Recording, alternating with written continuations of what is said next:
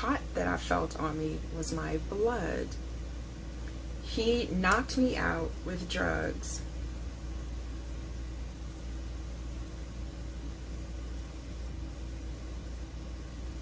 And he did the surgery. The dialysis, it was an emergency.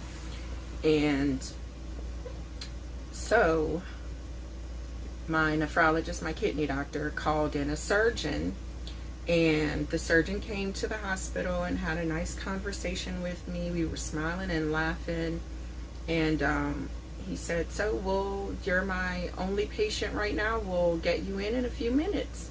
So I was taken to the OR, and they were going to put in an emergency catheter under my clavicle, which lies here, to access my blood, to clean my blood. So we went, and you guys, remember I told you in one of my videos that I had over 50 procedures in my life, over. And so I have a high tolerance to anesthesia, and I've even woken up during surgery. So he knew this. And so they were giving me the drugs, and I would not go to sleep. They gave me everything that they had, and I still would not go to sleep. I was still talking like I'm talking right now. And that's because I had my first surgery when I was 3 years old. And so over the years, I stopped counting at number 50. But anyway, back to the story. So he was getting really upset. And he says, well, you know what? I don't really have to put you to sleep for this. This is just a courtesy. He said, we're going to start now. And I said, no, I don't want to be awake when you're cutting me. I'm still awake. And so in my mind, I was thinking about the actual procedure where they cut and they thread it in to your veins, and you have to go under or over. Well, they go over the clavicle. And so I was like, no, I don't. I rescind my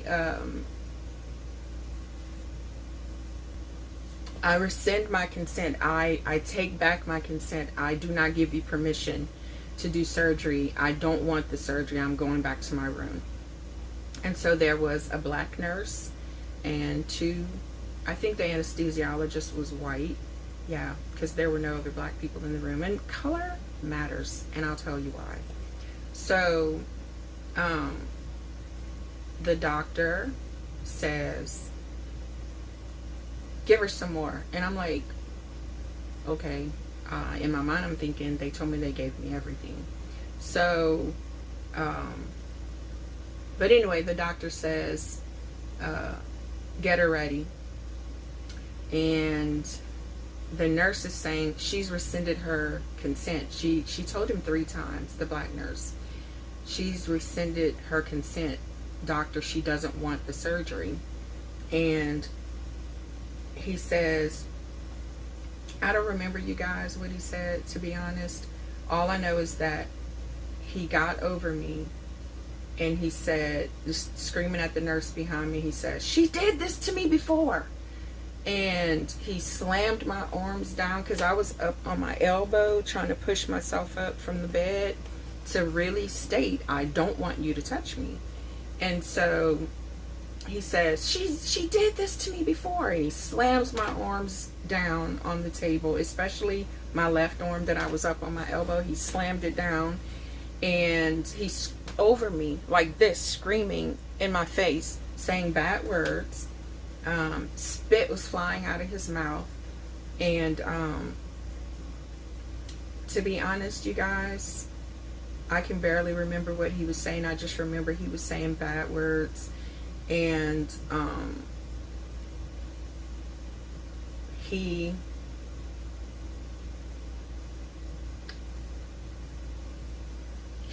had to have been the one who pushed more drugs on me, because you guys, I woke up and I was hot. Like, I felt this hotness all around me, and it woke me up.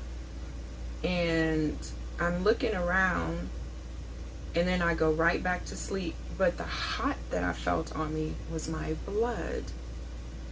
He knocked me out with drugs.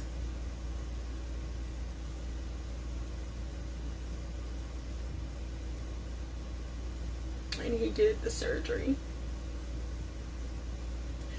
And the thing that they usually do is that they put it right here. I'm sorry. Okay, I'm back. I told you guys this is hard. But he put it in my neck. And I specifically asked him not to do that before the surgery, before everything happened.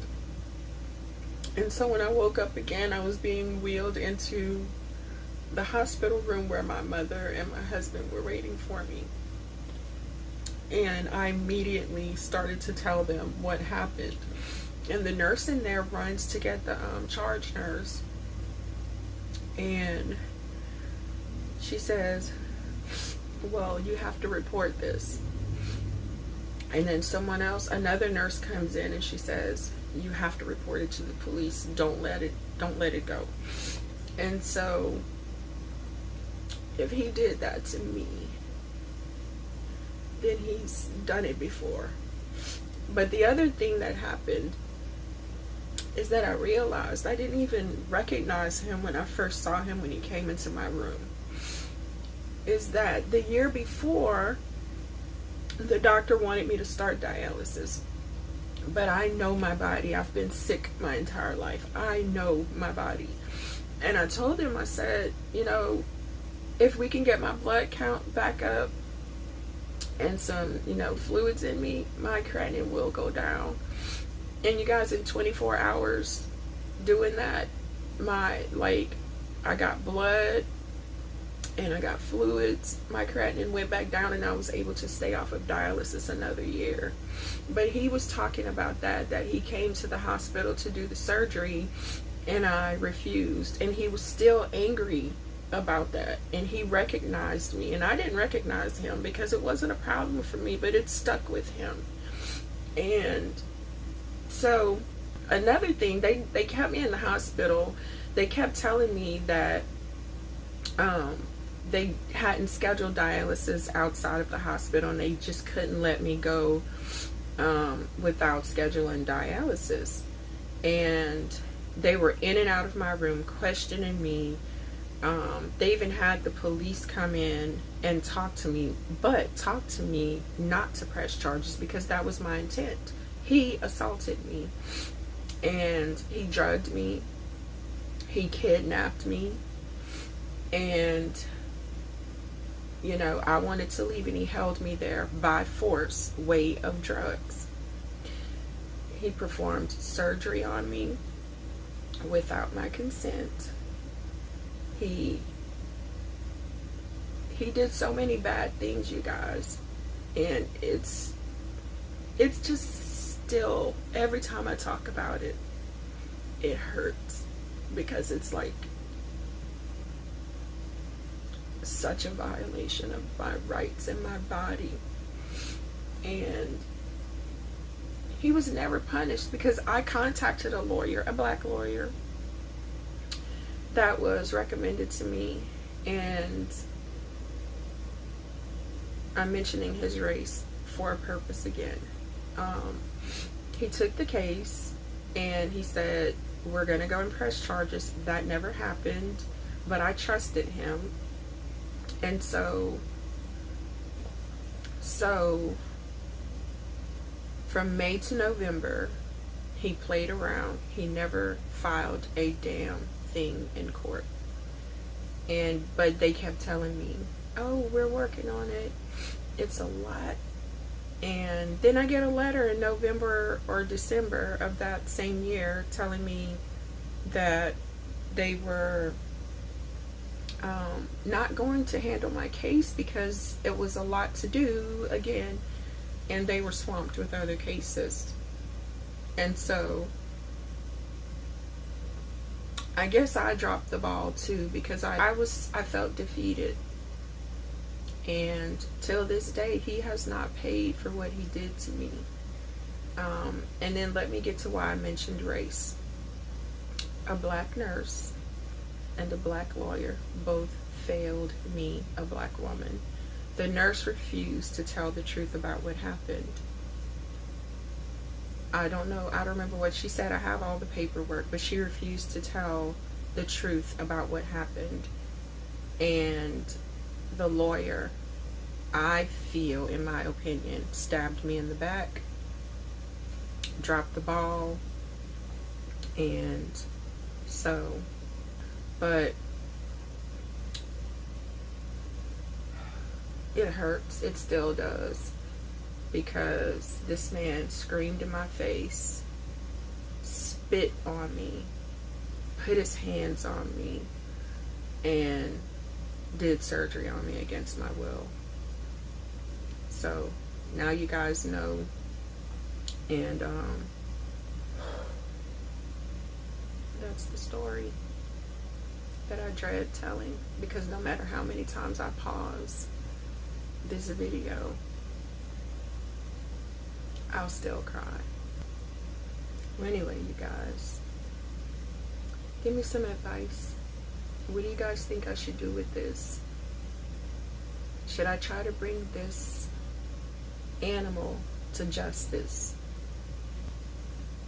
Let me know. Thanks.